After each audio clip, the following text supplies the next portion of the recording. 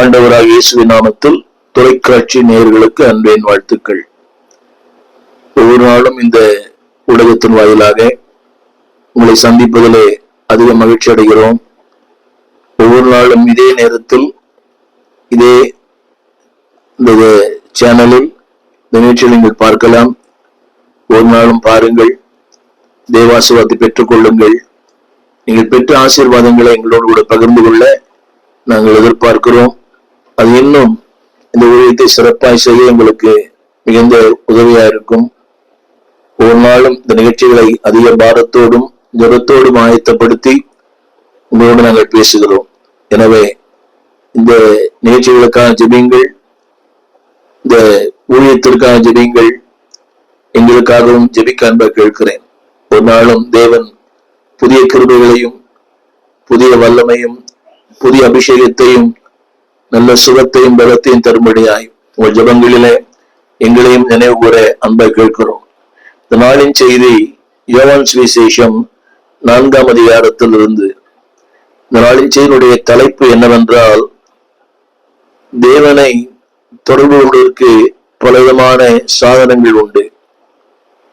Experience God's presence, தேவ பிரசன்னத்தை உணர்வதற்கு பலவிதமான வழிகள் உண்டு. வார்த்தை கேட்பது, அவருடைய பாதத்தில் அமர்வது, எல்லாவற்றுக்கும் மேலாக அவரை ஆராதிப்பது. இன்றைக்கு ஆராதனை சொல்லும் போது ஜனங்கள் சபையிலே ஆராதிப்பதைத்தான் ஆராதனை சொல்லுகிறார்கள். அல்ல, தனிப்பட்ட ஒரு ஆராதனை உங்களுக்கும் தேவனுக்கும். அந்த ஆராதனை என்று சொல்லுவது அது உணர்ச்சி பூர்வமாக மனப்பூர்வமாக.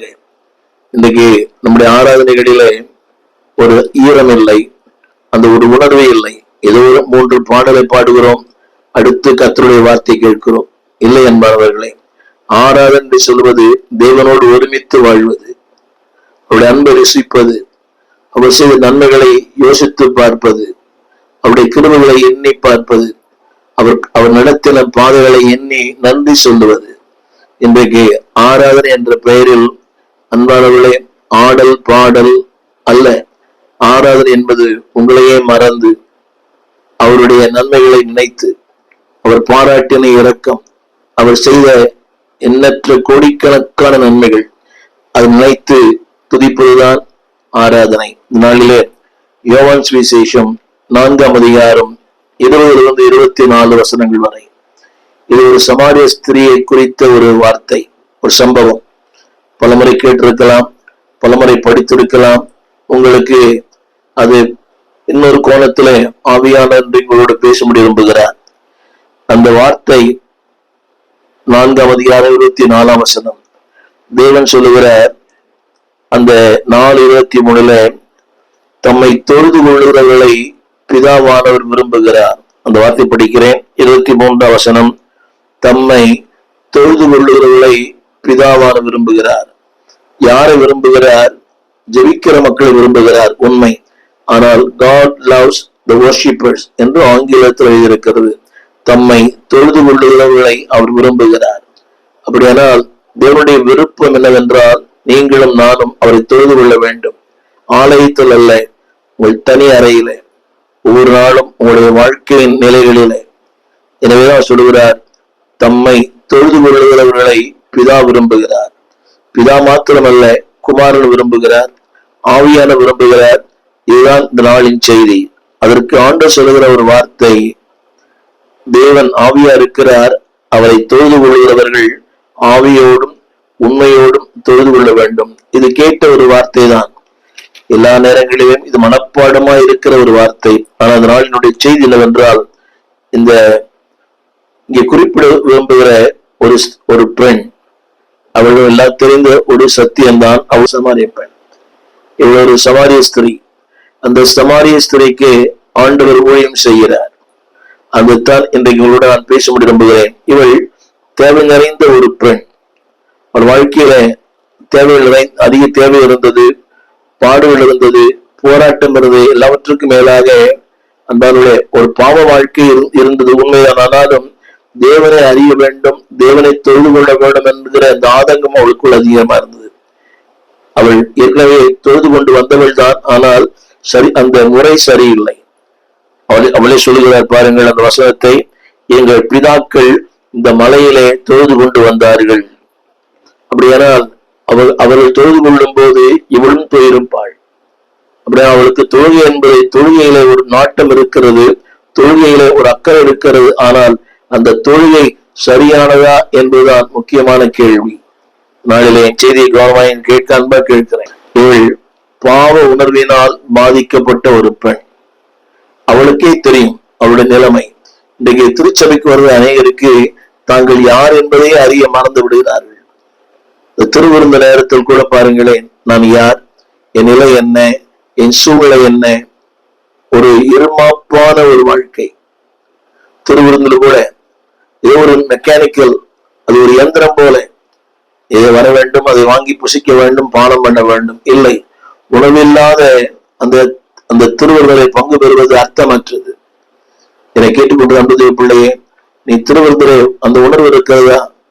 உன் கடந்த கால வாழ்க்கை, நிகழ்கால வாழ்க்கை, உன் தவறுகள் உங்கள் சிந்தைக்கு வருகிறதா?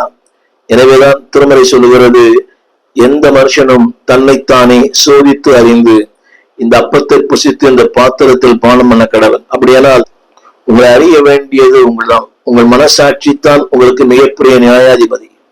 அநேகருக்கு திருமறை சொல்வது போல சூடுண்ட மனசாட்சி, நான் சரியா இருக்கிறேன், மற்றவெல்லாம் தவறா இருக்கார்கள், இன்னைக்கு எல்லாம் யாரை கேட்டாலும் I am right and you are wrong, அதுதான் இன்னைக்கு பட்டிமன்றம். இல்லை அன்பானவர்களே, என்றைக்கு அந்த உணர்வு உங்களுக்கு இருக்கிறதோ அதுதான் உண்மையான ஆராதனை. திரும்ப சொல்கிறேன், உணர்வற்ற ஏதோ சத்தம் போடுகிற, இறைச்சல் போடுகிற அந்த ஆராதனை அல்ல, உணர்வோடு, ஆக்கப்பூர்வ மனப்பூர்வத்தோடு. எவைதான் சொன்னார், ஆவியோடும் உண்மையோடும். இரண்டாவது அன்பானவர்களே, இவளுக்கு இப்படி ஆகிலும் தேவனோடு ஒரு உறவு ஏற்படுத்தி கொள்ள வேண்டும் என்கிற அந்த ஆதங்கம் இருந்தது. தேவனோடு ஒரு உறவு ஏற்படுத்தி கொள்ள வேண்டும். எனவேதான் அந்த அந்த எண்ணம் அவளுக்குள் ஆழமா இருந்தது. அவள் சொல்லுகிறார் பாருங்கள், 19 வசனத்துல அந்த ஸ்திரீ அவரை நோக்கி, ஆண்டவரே நீ தீர்க்கதரிசி என்று நான் காண்கிறேன். அவள் சொன்ன முதல் வார்த்தை ஆண்டவரே. அடுத்த வார்த்தை அவருடைய அபிஷேகம், அவருடைய தன்மை, அவருடைய ஆழ்தத்துவம். இன்றைக்கு நிறைய பேருக்கு அது புரியவே இல்லை. சபைக்கு போகிற நிறைய பேருக்கு உன் வாழ்க்கையை அறிந்தவர், உன் கடந்த காலத்தை அறிவார், உன் நிகழ்காலத்தை அறிவார், உன் எதிர்காலத்தை அறிவார். He knows all your life. உன் வாழ்க்கையில் எல்லாவற்றையும் அறிந்த ஒருவர். அவர் சொல்லுகிறார், அவளுக்கு ஆண்டவரை குறித்த எப்படி ஆகிலும் அவரோடு கூட, தேவனோடு கூட வாழ வேண்டும், தேவனோட உறவை ஏற்படுத்தி கொள்ள வேண்டும் என்கிற ஒரு ஆழமான எண்ணமும் சிந்தையும் அவளுக்கு இருந்தது. எல்லாவற்றுக்கும் மேலாக அவள் வாழ்க்கையில there is a desperate need, ஒரு தேவை இருந்தது. கவனித்து பாருங்கள், அதில் சொல்லப்பட்ட வார்த்தை, நீங்கள் இந்த மலையிலே எங்கள் பிதாக்கள் மலையை தொழுது கொண்டு வந்தார்கள், நீங்கள் எருசலேம் இருக்கிற ஸ்தலத்திலே தொழுது கொள்ள வேண்டும் என்கிறீர்களே. அப்படின்னா ஒன்றை அறிந்து கொள்ள வேண்டும் என்கிற ஆசை இருந்தது. அந்த ஆராதனையில அவளுக்கு ஒரு நாட்டம் வருது. திரும்ப படிக்கிறேன், நீங்கள் எருசலேமில் இருக்கிற இந்த ஸ்தலத்தில் தொழுது கொள்ள வேண்டும் என்கிறீர்களே. அப்படியானால் அன்பான தேவ பிள்ளையே, அவருடைய வாழ்க்கையில தேவனை எப்படி ஆயிலும் ஆராதிக்க வேண்டும், தேவனை எப்படி அறிந்து கொள்ள வேண்டும். அவருடைய எண்ணம் என்னவென்றால், தேவனை எங்கும் எப்படியும் ஆராதிக்கலாம். கவனிங்கள், அவள் சொல்கிறார், நாங்கள் இந்த மலையிலே தொழுது கொள்ள வேண்டும். தேவனை எப்படி ஆராதிக்க வேண்டும், எங்கே ஆராதிக்க வேண்டும், எப்பொழுது ஆராதிக்க வேண்டும். ஆவியான சொல்கிறார், தேவன் ஆவியா இருக்கிறார், அவர் எங்கும் தொழுது கொள்ள வேண்டும். ஆனா அவர் சொல்கிறார், அவளுடைய எண்ணம் என்னவென்றால், இந்த மலையில், இந்த இடத்தில். அவள் நினைக்கிறார், இந்த நேரம், இந்த இடம், இந்த காலம் இல்லை. அன்பானவர்களே, தேவனை ஆராதிக்கிறதுல எங்கும் எப்பொழுதும் எப்பொழுதும் ஆராதிக்கலாம். உங்கள் சமையல் அறையில், உங்கள் வீடுகளிலே நடக்கும் போதும், நீங்கள் எதை செய்தாலும், வேதம் சொல்வது, எதை செய்தாலும் அன்பானவர்களே, what ever you are doing, you can worship the Lord. எந்த நிலையிலும் அவரை ஆராதிக்க முடியும். அதைத்தான் இந்த வசனம் சொல்கிறது. தேவனை, அவளுடைய ஆசை என்னவென்றால் எங்கே ஆராதிப்பது, அவள் நினைத்தால் இங்குதான் இந்த மலையில் தான் ஆராதிக்க முடியும். இல்லை அன்பானவர்களே, நிறைய நினைக்கிறாங்க சபையில தான் ஆராதிக்க முடியும். உண்மைதான். ஆனால் உங்கள் வீடுகளே ஒரு சபைதான், உங்கள் சமையலறை ஒரு சபைதான், உங்களுடைய நீங்கள் படுக்கிறீங்களே படுக்கை அறை அது கூட ஒரு ஆராதனை ஸ்தலம் தான். அங்கேயும் கூட you can worship the Lord wherever you are.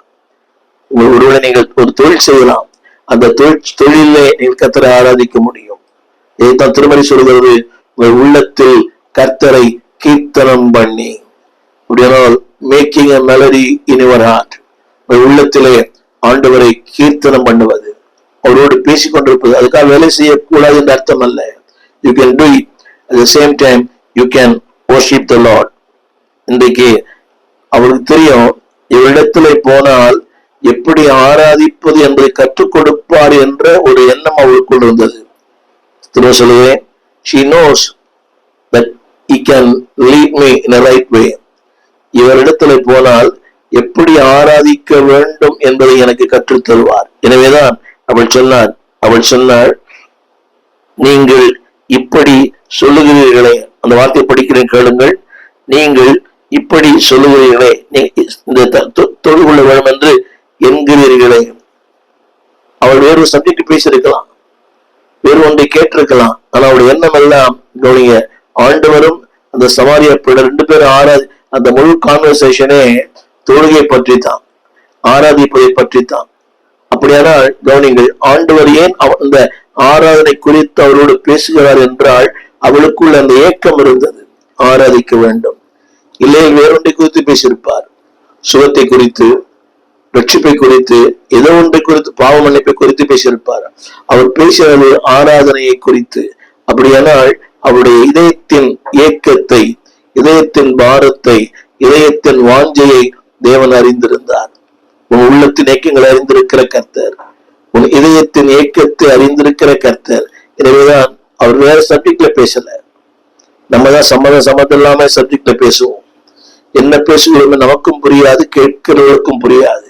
ஆண்டுக்கு தெரியும் வாட் ஷி நீட், அவருடைய தேவை என்ன என்பதை அறிந்திருந்தாள். அவள் தேவை ஆராதிக்க வேண்டும், கர்த்தரை சேவிக்க வேண்டும், அந்த மெய்யான தேவனோடு கூட உறவு வைத்துக் கொள்ள வேண்டும். என்னை கேட்டுக்கொண்டிருக்கிற அன்பு பிள்ளையே, God knows your need. அதாவது தேவைகளில் மிகப்பெரிய தேவை என்னவென்றால் தேவனை ஆராதிப்பது. இன்னைக்கு மக்களுக்கு புரியவில்லை. தேவைகள் தெரிகிறது, அந்த தேவைகள் சந்திக்கப்பட வேண்டுமானால் அந்த சந்திக்கப்படுவதே உங்கள் ஆராதனை தான். உங்கள் தேவைகள் சந்திக்கப்படுவதே தேவனோடு இருக்கிற நெருக்கம் தான். அந்த நெருக்கம் தான் பெருக்கத்தை உண்டு பண்ணும். இன்றைக்கு எல்லாரும் பெருக்கத்தை விரும்புகிறார்கள், நிலைகளை பெரிதாக்கும். They want more. இன்னும் தேவை, இன்னும் தேவை, இன்னும் தேவை. பணம் தேவை, வீடு தேவை, வசதி தேவை, வாய்ப்புகள் தேவை, இதை விட நல்ல ஒரு கார் தேவை, இதை விட நல்ல ஒரு மொபைல் தேவை, நல்லதுதான். ஆனால் அந்த மோர் என்ற இந்த தேவைக்கு அடிப்படையே தேவன் தான். அவரோடு இருக்கிற உறவு தான், அவரோடு இருக்கிற பிழைப்பு தான், அவருக்குள் இருக்கிற அந்த வாழ்க்கை தான். சோ அவருக்குள் தான் அந்த பெருக்கம் இருக்கிறது. மக்கள் பெருக்கத்தை மட்டும் விரும்புகிறார்கள், ஆனால் பெருக்கத்தை சொந்தக்காரர் ஆண்டவர் என்பதை மறந்து போகிறார்கள். இல்லை என்பார்களே, பெருக்கத்தில் சொந்தக்காரர் அவர் தான். இவ்வளவு தெரியும், வாழ்க்கையிலே பெருக்கத்தில் சொந்தக்காரர் இவர் தான். எனவேதான் அந்த வார்த்தையை பயன்படுத்தினால், நீர் ஒரு தீர்க்கதரிசி என்று நான் காண்கிறேன். இன்னைக்கு பாருங்களேன், தேவனோடு பழகிற, தேவனோடு வாழ்கிற பலருக்கு அவர் நல்லவர், இரக்கம் உள்ளவர், கிருபை உள்ளவர். இன்னும் அந்த சரியான புரிந்து கொள்வதில்லை.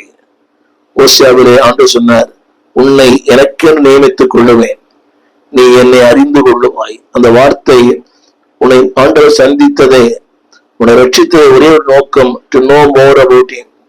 இன்னும் அவரை அறிந்து கொள்ள வேண்டும். பவுல் சொல்வது போல, நான் அறிய வேண்டிய பிரகாரமா இன்னும் அறியவில்லை, நான் குறைந்த அறிவு உள்ளவன். இந்த காலையில் கூட நான் ஜெபித்தேன். அதுதான் எனக்கு ஒரு 55 ஆண்டுகளாக இந்த வேதத்தை வாசிக்கிறேன், தியானிக்கிறேன், கர்த்தருடைய வார்த்தையை பேசுகிறேன். ஆனாலும் எனக்குள்ள அந்த உணர்வு ஸ்டில் ஐ லேக். இன்னும் எனக்குள்ளே ஒரு மிகப்பெரிய தேவை இருக்கிறது. இன்னும் அறிய வேண்டிய காரியங்கள் ஏராளமா இருக்கிறது. தேவன் உதவி செய்ய வேண்டும். அவளது நோக்கம் பாராட்டத்தக்கது. நல்லது. ஆனால் அவள் ஆராதிக்கிற விதம்தான் தவறானது. ஆராதிக்க வேண்டும் எண்ணத்தோடு தான் அந்த சம்பவமே இப்படிதான் ஆரம்பிக்கிறது. கவனியுங்கள். அந்த ஸ்திரீ அவரை நோக்கி, ஆண்டவரே, நீ தீர்க்கதரிசி என்று காண்கிறேன். அடுத்த சப்ஜெக்ட் அவள் பேசுவது வேறு ஒன்றும் இல்லை. அவள் சொல்லிட்டு நீ தீர்க்கதரிசி என்று காண்க. அடுத்து அவள் பேசுறது ஆராதனை பற்றி தான், தன் வாழ்க்கையின் தேவை பற்றி பேசல. அவள் சொன்னாள், எங்கள் பிதாக்கள் இந்த மலையில. கொஞ்சம் சற்று சிந்திக்க அன்பர்கள். அவருடைய குற்றத்தை உணர்த்தினார், அவருடைய பாவ வாழ்க்கையை உணர்த்தினார், அவருடைய தவறை உணர்த்தினார். அதை ஏற்றுக்கொண்டாள். ஆனால் அவள் சொன்ன அடுத்த வார்த்தை, என்னை ஆசீர்வதியும், எனக்கு ஒரு மறுவாழ்வு தாரும். அவள் எதை பத்தி பேசல. அடுத்து அவள் பேசுறது ஆராதிக்கிற முறையை குறித்து பேசினாள். என்னை கேட்டுக்கொண்டிருக்கிற அன்புடைய பிள்ளையே, அப்படியானால் அவள் உள்ளத்துல ஆராதனை என்பது ஆழமாய் பதிந்து விட்டது. நோக்கம் நல்லது, ஆனால் செயல் தவறானது. இன்றைக்கும் கூட அநேகருக்கு நல்ல நோக்கம், இப்படி செய்ய வேண்டும், அப்படி செய்ய வேண்டும், அப்படி செய்ய வேண்டும், நோக்கம் நல்லது. ஆனால் அதற்காக எடுத்துக்கூடிய செயல்பாடு ரொம்ப தவறானது. புரியும் நினைக்கிறேன். நோக்கம் நல்லது, இப்படி ஊழியம் செய்யணும், இப்படி சபை கட்டணும், இப்படி எல்லாம் கர்த்தருக்கு ஆண்டவருக்கு இருக்கணும், நோக்கம் நல்லது. ஆனால் அதற்காக எடுத்துள்ள செயல்பாடுகள் தவறானது. ஏமாற்றி, அபகரித்து, பொய் பேசி, கவனிங்கள், ஈவன் அடுத்த ஆடுகளை திருடுவது, சபையாரை திருடுவது, நயவசனிப்பு. ஊழியம் நல்லது, நோக்கம் நல்லது, ஆனால் செயல்பாடு தவறானது. இன்னைக்கு நிறைய பேர் வாழ்க்கையில good intention but bad action. நல்ல நோக்கங்கள் இருக்கிறது, ஆனால் செயல்பாடு தவறா இருக்கிறது. நன்கு தேவ பிள்ளைகளே, உங்கள் நோக்கங்கள் அதாவது செயல்பாடுகள் சரியா இருந்தால் உங்கள் நோக்கங்கள் சரியா இருக்கும். திரும்ப திரும்ப அந்த வார்த்தையை நான் உங்களுக்கு அழைத்து சொல்ல விரும்புகிறேன். Your intention should be good. உங்கள் நோக்கங்கள் சரியா இருக்க வேண்டுமானால் உங்கள் செயல்பாடுகள் சரியா இருக்க வேண்டும். The way you act, the way you speak, the way you reflect your life. உங்களுடைய வாழ்க்கையை எப்படி பிரதிபலிக்கிறீர்கள் என்பது மிகப்பெரிய கேள்வி. என்னை கேட்டுக்கொண்டிருக்கிற அன்புடைய பிள்ளையே, கவனிங்க. அவள் நினைத்ததெல்லாம் இது. அவருடைய புரிந்து கொள்ளுதல் மிக குறைவா இருந்தது. அவர் சொன்னாள், எங்கள் பிதாக்கள் இந்த மலையில் ஆராதித்தார்கள். இன்றைக்கு நாம பாருங்களேன், பாரம்பரியங்களே பேசுகிறோம். எங்க அப்பா அப்படி சொன்னார், எங்க அப்பா இப்படி சொன்னார், எங்க தாத்தா இப்படி சொன்னார், எங்க அம்மா அப்படி சொன்னாங்க. அல்லோ ஆண்டவர் என்ன சொன்னார்? இன்றைக்கு சபைக்கு வருவ பலர் இன்னும் அந்த பாரம்பரிய, அந்த பழைய கதைகளையே பேசிக் கொண்டிருக்கிறார்கள். நாள் பார்ப்பது, நட்சத்திரம் பார்ப்பது, குடி கேட்பது, நல்ல நாள் பார்ப்பது, சகுனம் பார்ப்பது என்றால் பிதாக்கள் செய்தார்கள். பிதாக்கள் செய்த ஒன்றை நீங்கள் செய்ய வேண்டும் என்ற அவசியம் இல்லை. அவருடைய புரிந்து கொள்ள அவ்வளவுதான். உங்களுக்கு தெரியுமா, இன்றைக்கு ஆவியானவருடைய அந்த கிருபை சபையிலே பெருக்கெடுத்து ஓடுகிறது. இன்றைக்கு தேவனை குறித்த அறிவும் புரிந்து கொள்ளுதலும் அதிகம். ஆனா அன்னைக்கு அந்த புரிந்து கொள்ளவில்லை. தேவன் நல்லவர், அன்பானவர், அவளுக்கு இருந்தது. நமக்கு முன்னாடி வாழ்ந்த பசுத்தவான்களுக்கு அன்பாவிலே அந்த புரிந்து கொள்ள இருந்தது. ஆனால் அதை விட இன்றைக்கு அதிகமான புரிந்து கொள்ளுதல், அதிகமான ஆழமான சத்தியங்களை கேட்கிறோம். அன்றைக்கு பேசினார்கள். ஆனா இன்றைக்கு அதை விட ஒரு ஆழமான புரிந்து கொள்ளுதலும், ஆழமான தெளிவும், ஆழமான விளக்கங்களையும் ஆவியானவர் இன்றைக்கு மக்களோடு பேசிக் கொண்டிருக்கிறார். அன்றைக்கு ஊடகங்கள் இல்லை. அன்றைக்கு இப்படிப்பட்ட கண்கார்டன்ஸோ டிக்ஷனரியோ இல்லை, வாங்கி வாசிக்க வேண்டும். ஆனா இன்றைக்கு நம்முடைய கைபேசியிலேயே எல்லாம் இருக்கிறது. விளக்க உரை இருக்கிறது, டிக்ஷனரி இருக்கிறது, கமெண்ட்ரி இருக்கிறது, எல்லாமே இருக்கிறது. அப்படியானால் அந்த காலங்களை விட இந்த காலங்களில புரிந்து கொள்ளனுடைய அந்த முக்கியத்துவம் அதிகமா இருக்கிறது மட்டுமல்ல, புரிந்து கொள்வதற்கான வாய்ப்புகள் அதிகமா இருக்கிறது. அந்த நோக்கம் என்னவென்றால், நோக்கம் அதான் அந்த பெண்ணோடு பேசும்போது, நம்பர் 1, ஆராதனையுடைய மேன்மை, ஆராதனுடைய வலிமை, ஆராதனின் ஆசீர்வாதம். சொல்லுகிறேன், ஆராதனுடைய மேன்மை, ஆராதனுடைய வலிமை, ஆராதனுடைய ஆசீர்வாதங்கள். அதுல சொல்லப்பட்டிருக்கிறது, பிதாவானவர் விரும்புகிறார், பிதாவானவர் விரும்புகிறார், தொழுது கொள்வதை பிதாவானவர் விரும்புகிறார். இன்றைக்கு உண்மை என்னவென்றால், இது உண்மையான ஆராதனை, இது பொய்யான ஆராதனை. இது உண்மையான ஆராதனை. இரைச்சல், சத்தம், ஆட்டம் பாட்டம் இல்லை. என்பது நீங்களும் ஆண்டவரும். இன்றைக்கு ஒவ்வொரு ஆராதனை வித்தியாசமா இருக்கிறது. ஒரு சிஎஸ்ஐ ஆராதனை, ஒரு சிபிஎம் ஆராதனை, இன்னைக்கு இருக்கிற இந்த பெண்டிகாஸ்டல் ஆராதனை வித்தியாசம். ஆனால் அது முக்கியம் கிடையாது. அன்பானவர்களே, ஒவ்வொருவர் விளக்கங்களை கொடுப்பார்கள். ஒரு கேத்தலியை சந்தித்து கத்தோலிக்க நபரை அவர் ஆராதனைக்கு விளக்கத்தை கொடுப்பார். அமைதியா ஆராதிக்க வேண்டும். ஒரு பெந்தைகோஸ்தகாரனுக்கு பெருவெள்ளத்தை விளைச்சலை போல ஆராதிக்க வேண்டும். ஆனால் அன்பானவர்களே, நீ எப்படி ஆராதித்தாலும் தேவனோடு இருக்கிற அந்த நெருக்கம் முக்கியம். வெறும் வார்த்தைகள் அல்ல, வார்த்தையின் ஜாலங்கள் அல்ல. It should be coordinate with God. தேவனோடு கூட இரண்டரை கலந்து நீங்களும் அவரும், அவரும் நீங்களும். அந்த கவனியங்கள் இந்த உலகத்தினுடைய உண்மையான எல்லா ஆசீர்வாதங்களுமே ஆராதனை இருக்கிறது.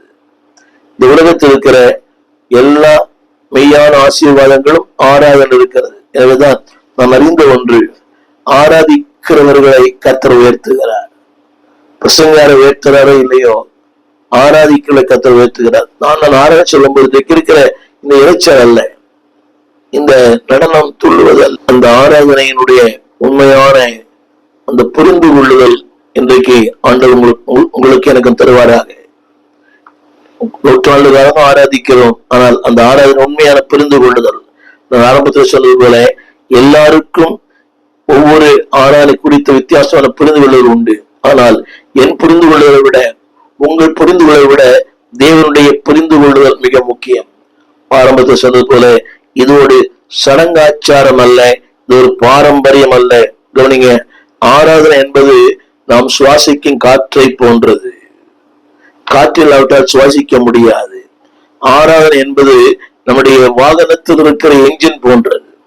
அது 2 சக்கர வாகனமா இருக்கலாம், அது 4 சக்கர வாகனமா இருக்கலாம். It's like engine.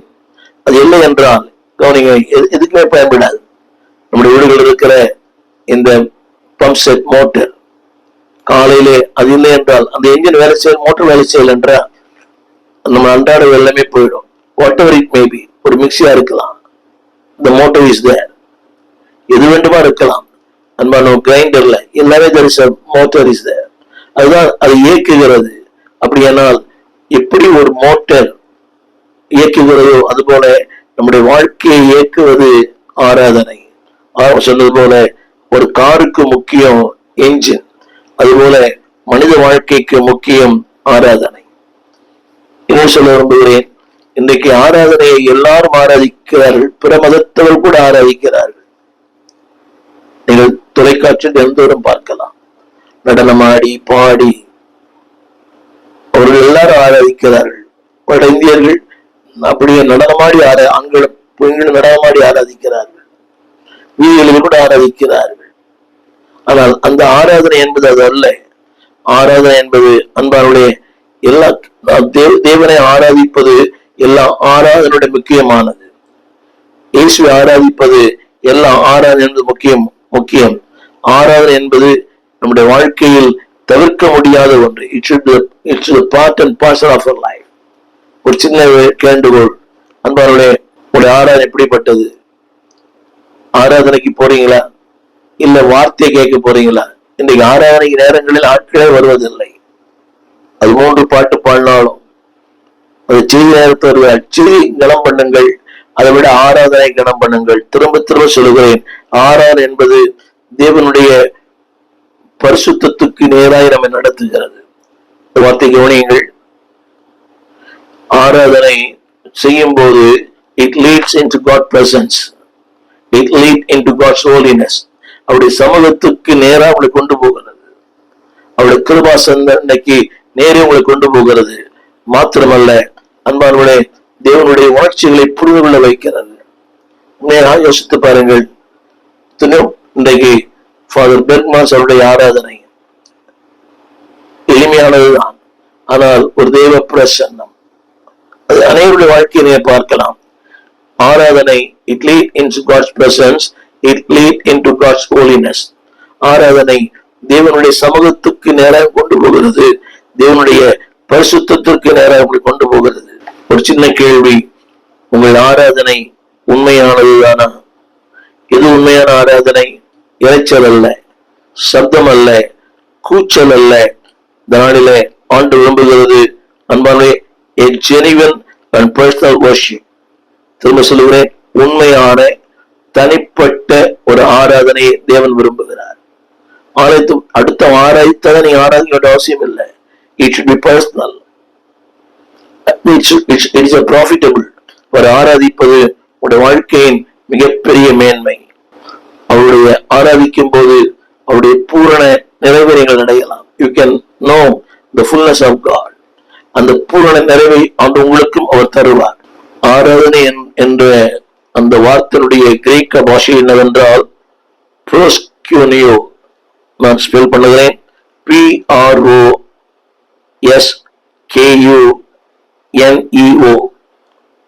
அதனுடைய அர்த்தம் என்னவென்றால், the Greek word, அதனுடைய அர்த்தம் என்னவென்றால், கவனியுங்கள், kissing, தேவனை முத்தம் செய்வது, kiss the hand of God. கவனியுங்கள். அடுத்து kneeling, அது இரண்டு அர்த்தம் உண்டு. அவரை முத்தம் செய்வது, இரண்டாவது முழங்கால் படியிடுவது, மூன்றாவது கனம் பண்ணுவது. இந்த வார்த்தையுடைய பொருள் என்னவென்றால், the word worship means, அதுக்கு சொல்லப்பட்ட கிரேக்க வார்த்தை ப்ரோஸ்கியூனியோ. அதனுடைய அர்த்தம் என்னவென்றால் முத்தம் செய்வது. இன்னைக்கு அந்த உணர்வு இருக்கிறதா? கை தட்டுவதில்லை, பாடுவதில்லை, அப்படி சிலை போல வைப்பது, சிலை போல போவது வெறுமையான ஆராதனை. அந்த பிள்ளைகளே, ஆராதனை என்பது அவருடைய பாதத்தை முத்தமிடுவது. ஆராதனைக்கு இன்னொரு வார்த்தை என்னவென்றால் அன்பனுடைய ரெவரன்ஸ், கனம் பண்ணுவது, அவரை மேன்மைப்படுத்துவது. இன்றைக்கு தேவன் சொல்கிற வார்த்தை கவனிங்க, இந்த உலகத்திலேயே மிகப்பெரிய ஆசீர்வாதம் தேவனை ஆராதிப்பது. இன்னொன்று சொல்ல நம்புகிறேன், God honors your worship. தேவன் உன் ஆராதனையை கனம் பண்ணுகிறார். தேவன் உன் ஆராதனையிலே பிரியப்படுகிறார். இதைத்தான் வேதம் சொல்கிறது, தம்மை தொழுது கொள்ளுகிறவர்களை பிதாவானவர் விரும்புகிறார். ஆங்கிலத்துல பயன்படுத்த சொல்லுகிற வார்த்தை கிரேட் ஒர்த். இந்த உலகத்திலேயே மிகப்பெரிய முதலீடு, மிகப்பெரிய மதிப்பு கர்த்தரை ஆராதிப்பது. என்னுடைய செய்திக்குள்ளே போகிறேன். அதாவது உண்மையான ஆராதனை என்பது தேவனை புரிந்து கொண்டு ஆராதிப்பது. திரும்ப சொல்லுகிறேன், a genuine worship must be coincide with the nature of God. தேவனோடு கூட இரண்டர கலந்து, தேவனை சரியாய் புரிந்து கொண்டு ஆராதிப்பது. சொல்லிருக்கிறது, தேவன் ஆவியா இருக்கிறார். நம்முடைய கருப்பொருள் என்னவென்றால், அவர் சர்வ வியாபி, சர்வஞானி, சர்வல்லவர்.